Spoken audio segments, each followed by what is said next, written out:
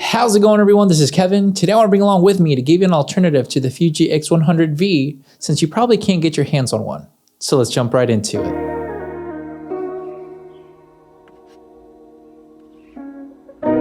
As we all know, social media is great, but we also know that it can make life a little bit miserable when things go viral, especially when its products and consumers kind of freak out about it and go ahead and just start purchasing anything and everything, which sucks for us if you're wanting to actually, get anything sometimes.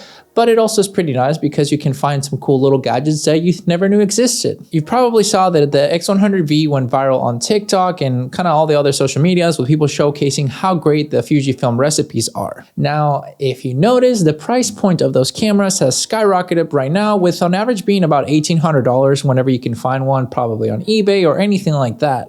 It's most of the time it's temporarily out of stock in most places like B&H, where you would normally get something at the actual price and cost of it, rather than having to pay a market adjustment with whatever they put on eBay or any other secondhand, third-hand, whatever kind of type of stores. So I'm going to give you an alternative to get those film recipes that you're so wanting because of the X100V, which you can also get a nice camera for even less of the price. I'm talking about the Fuji X-S10. This camera has been super great for me. I got it used about $118, give or take, which I actually got a second one because my wife loved it so much and she wanted to shoot with that more rather than having to have the Sony that she used to shoot with. The size of this camera is really nice because of the condensed Aps-C mode style, which makes the body be a little bit smaller, which you can take around everywhere, which is really nice. Another thing that you can do with this one that you can't do with the X100V is change lenses, which it's actually kind of nice because that way you can future-proof yourself a little bit more if you ever want to get into kind of shooting more professionally or doing anything more that want to change the lenses. You can do that with this camera, which you couldn't do with the X100V. This lens setup is kind of the same style that the X100V has. You can get the 23mm one, but this one's a 27mm one, which the equivalent would be about a 40 full frame focal length, which to me has been pretty nice. And the only other thing is it's an f2.8 rather than f2 that the X100V has, but you can get something similar to that no matter what. This lens new comes at around $400, but I got it used for about $260, which right there and then is a lot nicer than having to pay about $1,800 to maybe $2,000 for a X100V on the market right now. This setup cost me about $1,100 total, which has been really great because I've been able to use it almost anytime that I want to just go out and shoot anything for memories or just something that I don't want to edit and just want to have some nice Fujifilm recipes. This has been my go-to setup because it's so small and condensed that you can just take it anywhere with you. I know some people were probably wanting to get the X100V because of the nostalgic kind of look of like the retro camera, which I know you can get the all black one or the one with silver and black. But if you want to, you can find the alternative, which is an XE4 as well, which I don't personally have, but one of my best friends has it and he really loves it. And it's a great camera. It's even smaller because it doesn't have the handle like how this one has, which is perfectly fine if that's something that you're wanting to go to.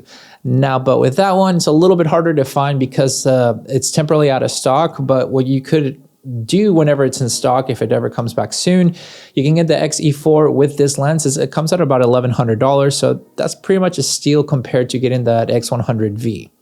And it'll look about the same, it's just gonna be a little bit different, but you can do all those Fujifilm recipes that you can find on Fuji X Weekly. That's where you get all those recipes so you can get that retro look if that's what you're looking for. But with this setup and this camera has been really nice because you get those 4 customizable buttons that it's a C1, C2, C3, C4, where I can save different types of simulations into them so that I can be fast and efficient to take the photos that I want to. And I'm just really good at just taking the photos that I want with whatever setting and then be good to go to just send them to social media for you guys to enjoy. That's the whole purpose when it comes down to this kind of type of camera. And it's something that I've truly enjoyed, which is why I wanted to share the alternative, because I know most people are getting kind of angry about the price point of the X100V. And despite of it being a phenomenal camera, I think you can also get away with just with this camera because you can do pretty much everything that it can do when it comes down to those recipes that most people want to do anyway. Another cool thing is it has a flip out screen where you can actually get different angles and everything. So it is quite nice to be able to use it whenever you need to get those lower angles or anything like that too. I've even used this camera for video whenever I really needed to do like another video. So it can shoot 4K 24 frames and I think 30 frames per second. It can do 10-bit color, but if you do an external monitor, which You probably won't be using it for that, but it's a little bonus to have just in case you want to start diving into both. And you can use the recipes as well for the video, which is kind of cool in my honest opinion. But overall, $1,100 if you find it used. If you find it all new, it'll still be about $1,400, which compared to having to pay the $1,800 premium for the markups or whatever, the X100V, you kind of have a good solution.